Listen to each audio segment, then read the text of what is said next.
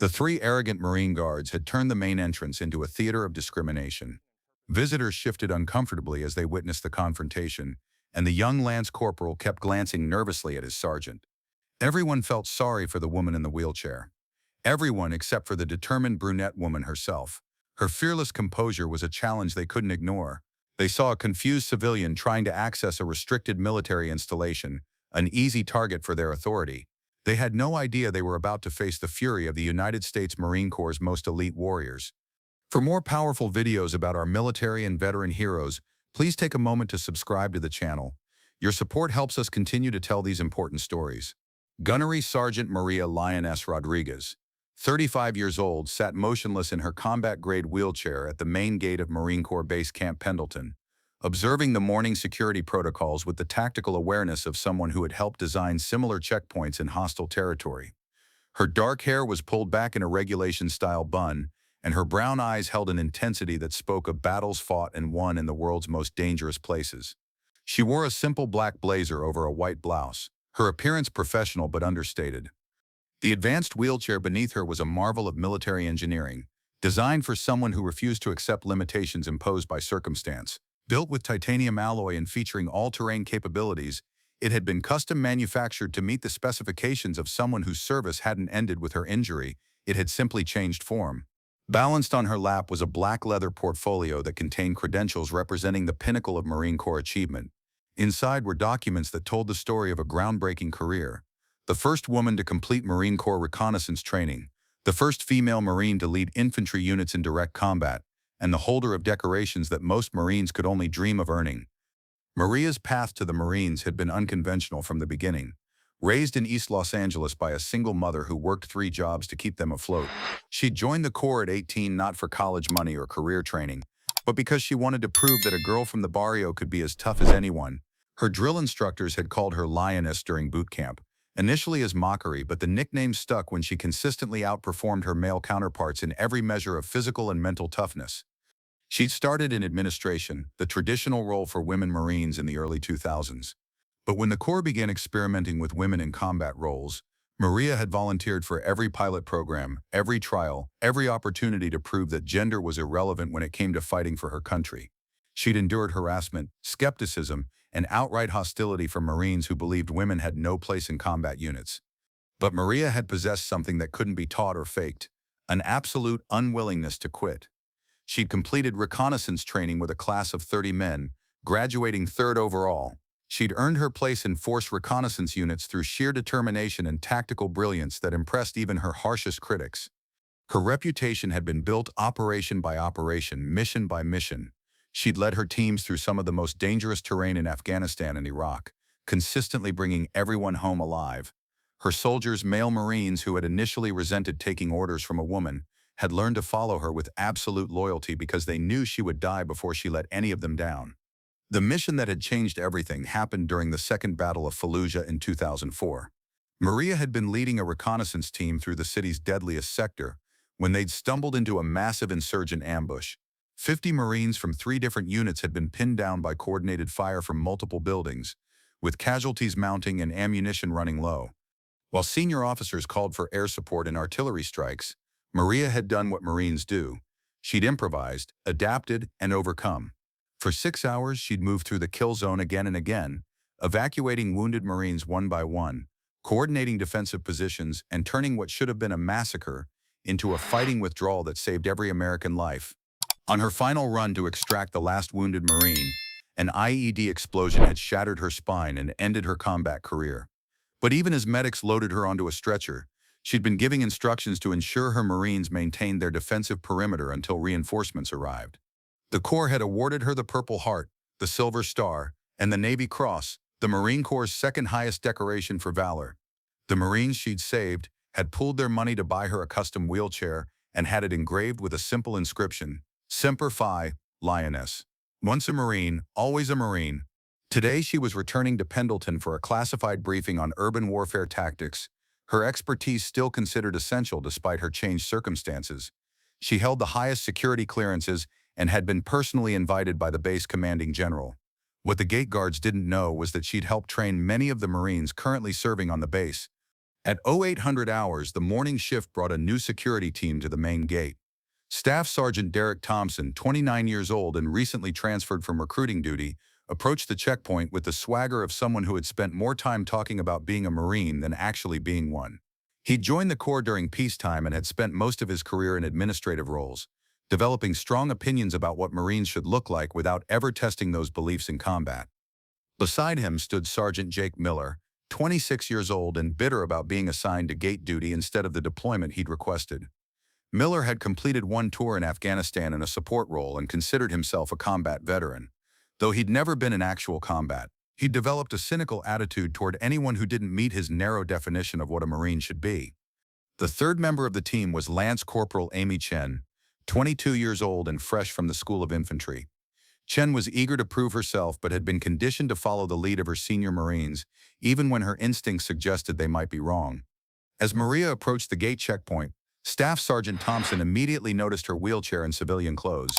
In his limited experience, disabled civilians who approached Marine bases were usually family members seeking assistance or protesters trying to make political statements.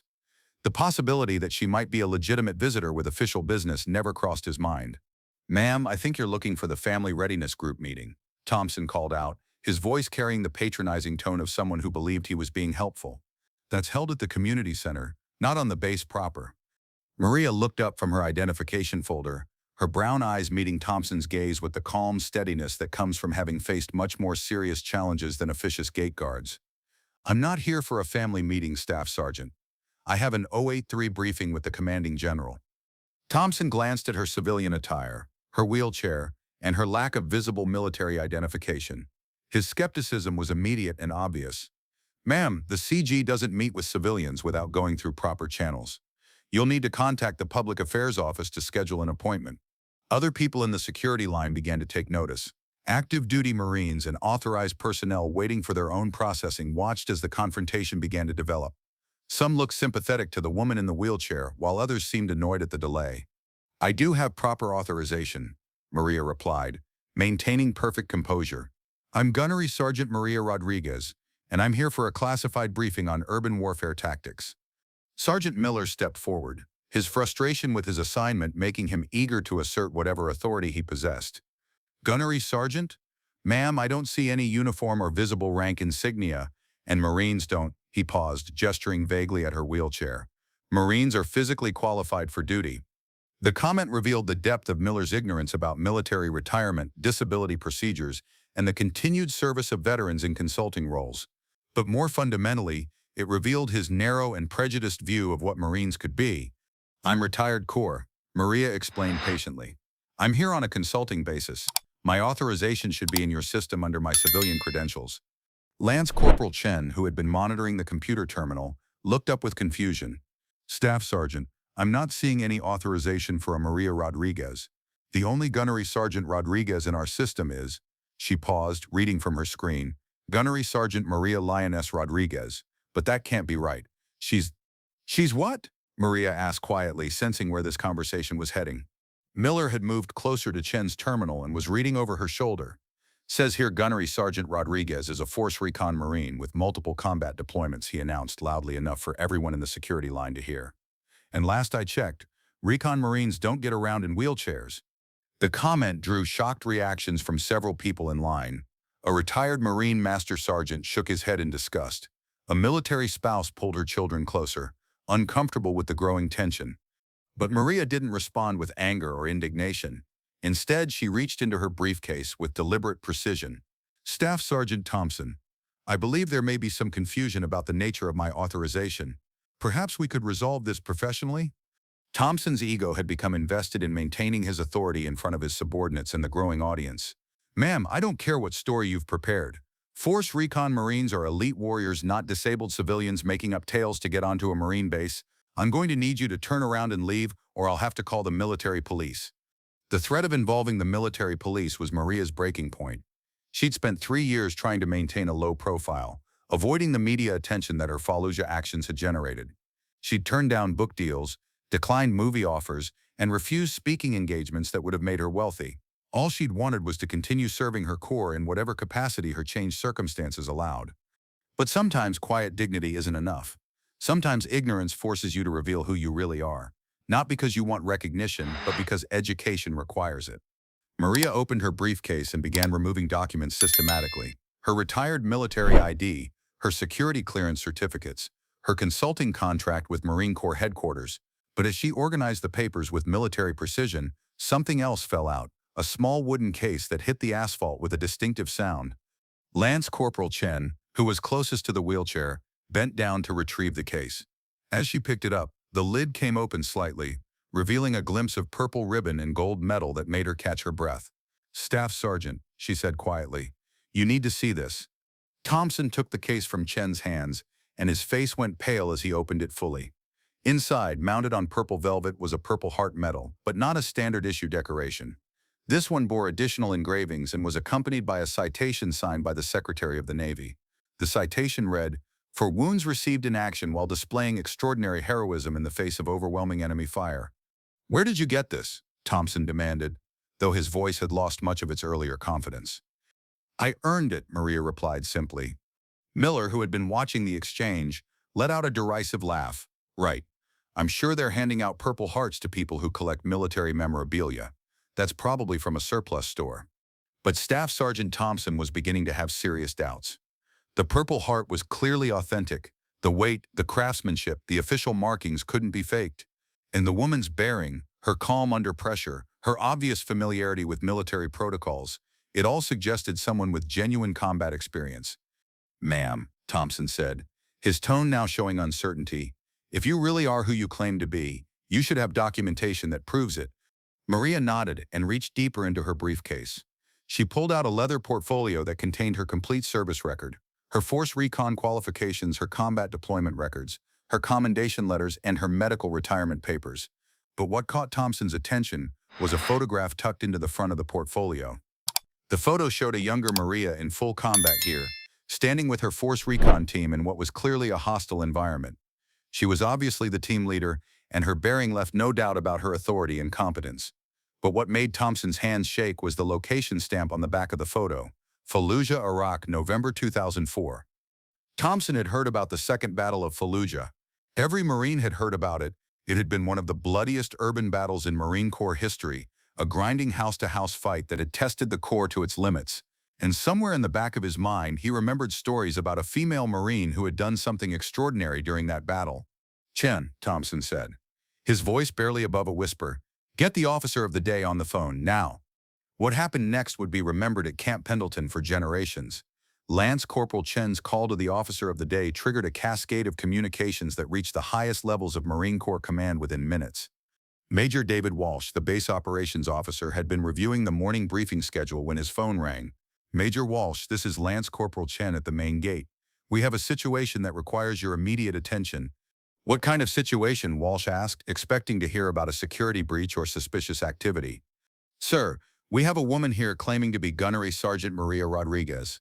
She's trying to access the base for a briefing with the CG, but she's in a wheelchair, and our gate team thought she was, they thought she was lying about being Force Recon."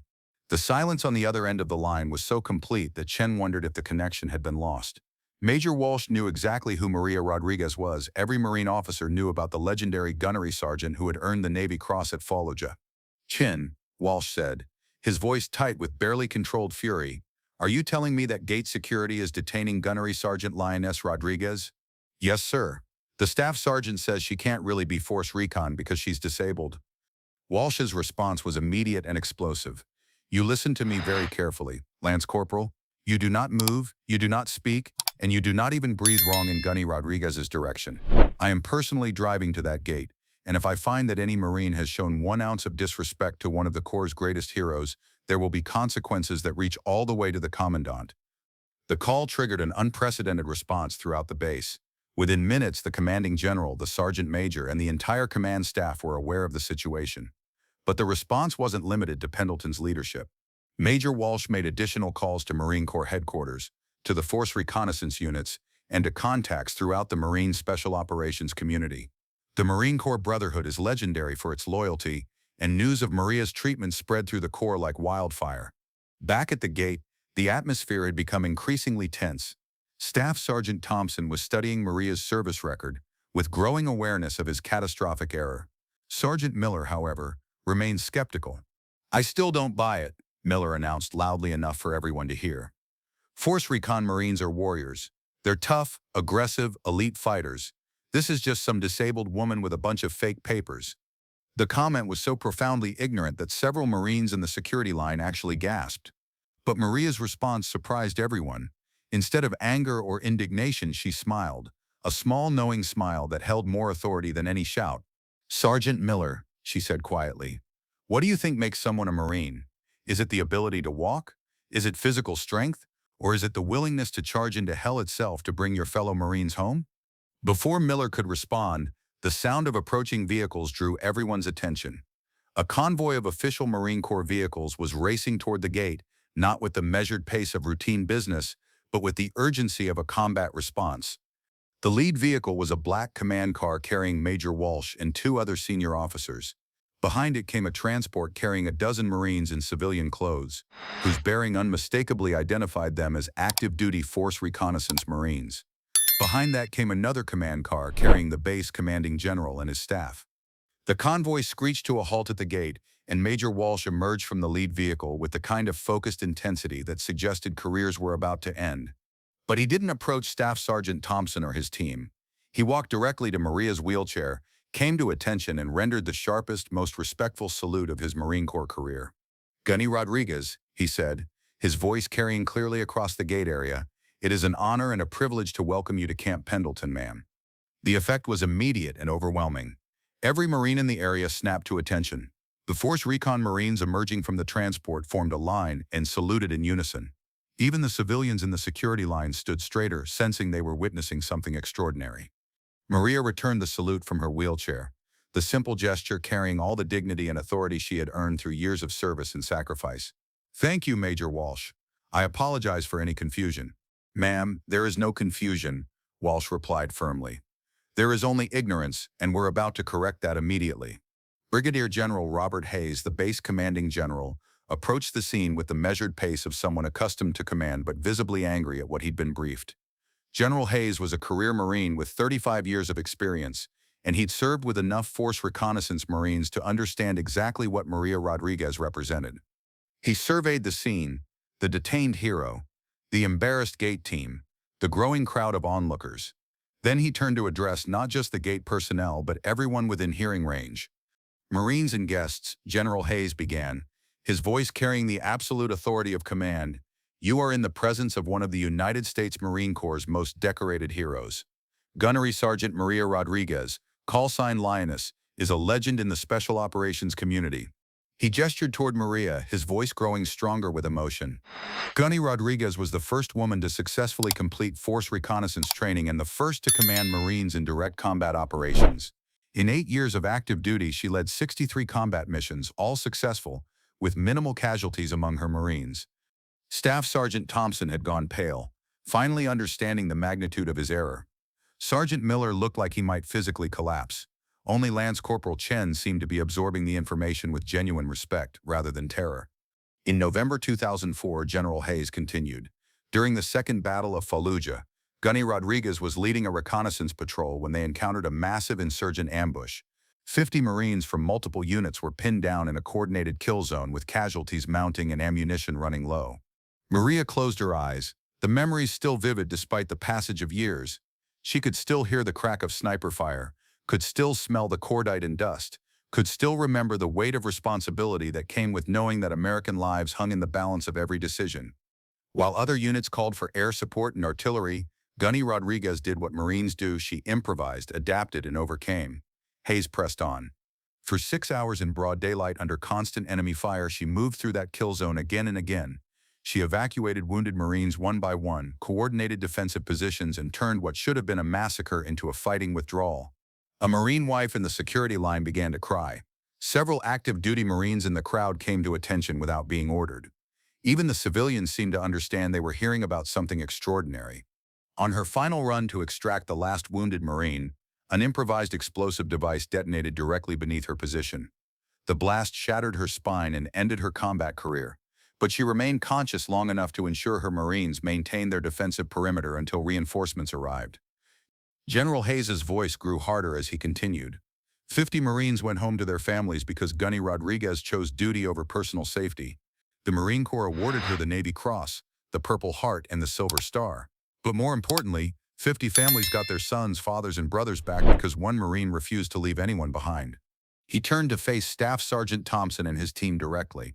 And today, at the main gate of a United States Marine Corps installation, 3 Marines questioned her credentials, accused her of fraud, and threatened to have her arrested. They looked at her wheelchair and saw weakness. They should have seen strength forged in combat. They saw disability. They should have seen a hero. The public rebuke was devastating and complete. Staff Sergeant Thompson stood frozen, unable to meet anyone's eyes. Miller looked like he wanted to disappear into the asphalt. Chen, to her credit, had tears streaming down her face, not from fear but from genuine shame and remorse. But Maria raised a hand, stopping the general's criticism.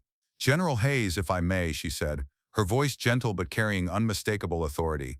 "These Marines were following their training as they understood it. They couldn't have known my background, and they were attempting to maintain base security." She looked directly at Staff Sergeant Thompson, her brown eyes holding no anger, only disappointment. "Staff Sergeant, the fact that you couldn't envision a disabled person being a warrior says more about our society's limitations than it does about your character. But I hope this teaches you something crucial. Never assume you know someone's story based on what you can see on the surface." General Hayes nodded at Maria's words but wasn't finished with his gate team. "Staff Sergeant Thompson, you and your team will report to my office at 1500 hours for a comprehensive review of this incident. You will also complete immediate remedial training on disability awareness, military courtesy, and the proper treatment of all veterans." He turned to address the broader crowd. "This incident will result in a base-wide training program on respect, recognition, and the continued contributions of disabled veterans to our Corps, because what happened here today cannot and will not be tolerated in my command."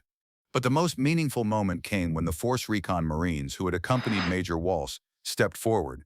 They were active duty personnel from various reconnaissance units, but they'd come not as representatives of their commands, but as members of the brotherhood that Maria had helped establish. Master Gunnery Sergeant David Chen, a 25-year veteran with multiple combat deployments, spoke for the group. "Gunny Rodriguez, ma'am, we wanted you to know that what happened here today doesn't represent the values of Force Recon or the Marine Corps. You opened doors that we're all still walking through, and we're honored to serve in the Corps you helped shape." One by one, the Recon Marines approached Maria's wheelchair to shake her hand and pay their respects. They didn't make speeches or grand gestures. Marines weren't known for emotional displays, but their presence, their obvious respect, and their quiet words of appreciation spoke louder than any ceremony. As Maria was finally escorted onto the base with General Hayes personally ensuring her arrival at the briefing, she reflected on what had just occurred. The incident had been painful and frustrating, but it had also been educational. Perhaps it was time to stop hiding from public attention, to start speaking up, to help people understand that heroism comes in many forms. The briefing itself was highly successful, with Maria providing crucial insights into urban warfare tactics based on her unique Fallujah experience. But as she left the base several hours later, she was approached by Lance Corporal Chen, the young Marine who had been part of the morning's incident. "Ma'am," Chen said, her voice nervous but determined, "I wanted to apologize personally for what happened at the gate, but I also wanted to tell you something. Seeing you today, hearing your story, it's changed how I think about what it means to be a Marine." Maria smiled, the first genuinely happy expression she'd shown all day. "Lance Corporal Chen, the most important thing about being a Marine isn't physical capability or perfect health. It's the refusal to quit when things get impossible. Don't let anyone tell you there are limits to what you can accomplish." As Maria drove away from Pendleton, she made a decision. It was time to stop hiding from her own story. If her experience could inspire even one Marine like Chen to push beyond perceived limitations, then perhaps accepting more speaking engagements would be worth the attention. 3 weeks later, Maria received a letter from a young girl in North Carolina whose father was a Marine. The girl, who had been born with cerebral palsy, wrote, "Dear Gunny Rodriguez, I saw your story on the news. I want to be a Marine like you someday. Thank you for showing me that heroes come in all shapes." Maria kept that letter on her desk, next to her Navy Cross and her Purple Heart. It reminded her that heroism isn't just about the dramatic moments when lives hang in the balance. Sometimes it's about the quiet courage to face everyday challenges with dignity, the grace to forgive those who fail to see your worth, and the strength to keep serving even when the nature of that service evolves. Before you go, I want to hear from you. Have you ever been judged unfairly because of your appearance or circumstances? Have you ever witnessed discrimination and wished you had the courage to speak up? Share your story in the comments below. Your experience might inspire someone else who needs to hear it. And if this story moved you, if it reminded you that heroes come in all forms and that courage isn't diminished by circumstance, hit that subscribe button, because everyone deserves to have their story told. Everyone deserves to be seen for who they really are, and everyone deserves to know that true warriors never stop fighting, regardless of the battlefield. Remember, once a Marine, always a Marine.